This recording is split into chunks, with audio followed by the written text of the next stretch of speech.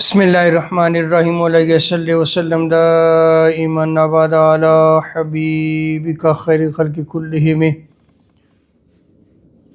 اللہ تبارک و تعالیٰ کا بے پایان لطف و کرم اور احسان عظیم ہے کہ جس نے ہمیں آج کی بابرکت محفل میں اکٹھے ہونے کی توفیق عطا فرمائی۔ سب سے بڑھ کر یہ کہ ہمیں دولت ایمان سے بہرامند فرمایا۔ کال کے درس میں ہم نے کعبہ کی طرف منہ کیے بغیر دعا کو مانگنا اس حوالے سے احادیث کو نقل کیا۔ آج ہم ذکر کریں گے کہ کعبہ کی طرف منہ کر کے دعا مانگنا بھی آقا علیہ الصلوۃ والسلام کی سنت مبارکہ ہے۔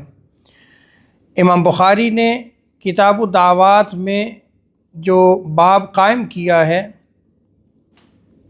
باب الدعاء مستقبل القبلۃ، کہ قبلہ کی طرف منہ کر کے دعا کرنے کا بیان۔ اس کے تحت امام بخاری روایت کو نقل فرماتے ہیں کہ آقا علیہ الصلوۃ والسلام بارش کو طلب کرنے کے لیے عیدگاہ کی طرف تشریف لے گئے۔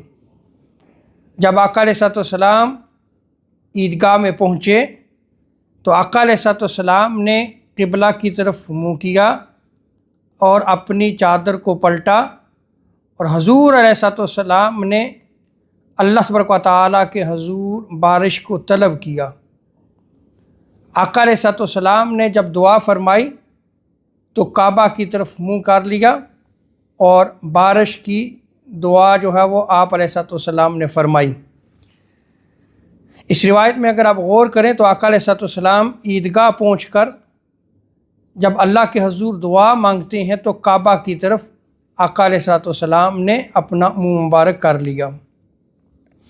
اسی طرح امام مسلم نے اس روایت کو نقل کیا ہے کہ غزوہ بدر کے دن آقا علیہ الصلوۃ والسلام نے جب مشرکین کو دیکھا تو حضور صلی اللہ تعالیٰ علیہ وسلم نے کعبہ کی طرف منہ کیا اور اپنے دونوں ہاتھ اٹھا کر اللہ کے حضور سید عالم صلی اللہ تعالیٰ علیہ وسلم نے دعا فرمائی۔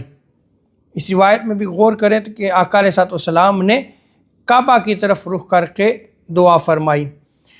اسی طرح حضرت عبداللہ ابن مسعود رضی اللہ تعالیٰ عنہ وہ بھی روایت کو نقل فرماتے ہیں کہ آقا علیہ الصلوۃ والسلام نے قریش کی جماعت کے خلاف دعا فرمائی تو حضور سید عالم علیہ الصلوۃ والسلام نے کعبہ کی طرف رخ فرمایا۔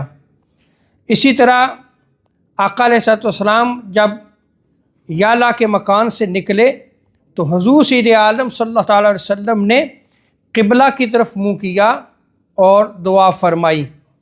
اور حضرت عبداللہ ابن مسعود رضی اللہ تعالیٰ عنہ وہ بیان کرتے ہیں کہ آقا علیہ الصلوۃ والسلام قبرستان میں موجود تھے اور حضور سید عالم صلی اللہ تعالیٰ علیہ وسلم کے پیارے صحابی حضرت عبداللہ ذوالبجادین کو دفن کر دیا گیا۔ حضور سید عالم صلی اللہ تعالیٰ علیہ وسلم ان کی قبر کے پاس موجود تھے، اور آقا علیہ الصلوۃ والسلام جب تدفین سے فارغ ہوئے تو حضور سید عالم صلی اللہ تعالیٰ علیہ وسلم نے قبلہ کی طرف منہ کیا اور آپ صلی اللہ تعالیٰ علیہ وسلم نے دونوں ہاتھوں کو بلند کیا اور دعا فرمائی۔ تو اس روایت میں بھی دیکھیں کہ آقا علیہ الصلوۃ والسلام نے کعبہ کی طرف منہ کر کے جو ہے وہ دعا فرمائی۔ اور دوسرا اس روایت سے یہ بھی ثابت ہوا کہ قبرستان میں جا کر دعا کرنا اور ہاتھوں کو اٹھا کے دعا کرنا یہ بھی آقا علیہ الصلوۃ والسلام کی سنت مبارکہ ہے۔ آج ہم نے اس موضوع کو مکمل کر لیا کہ چاہے کعبہ کی طرف منہ کر کے دعا کی جائے یہ بھی آقا علیہ الصلوۃ والسلام کی سنت مبارکہ ہے، اور اگر کعبہ کی طرف منہ کیے بغیر دعا کی جائے تو یہ بھی آقا علیہ الصلوۃ والسلام کی سنت مبارکہ ہے۔ امام بخاری نے صحیح بخاری میں 2 باب قائم کیے ہیں اور دونوں ابواب میں ان روایات کو نقل کیا ہے۔ اللہ تبارک و تعالی ہمیں دین کو سمجھنے کی توفیق عطا فرمائے۔ وما علینا الا البلاغ المبین۔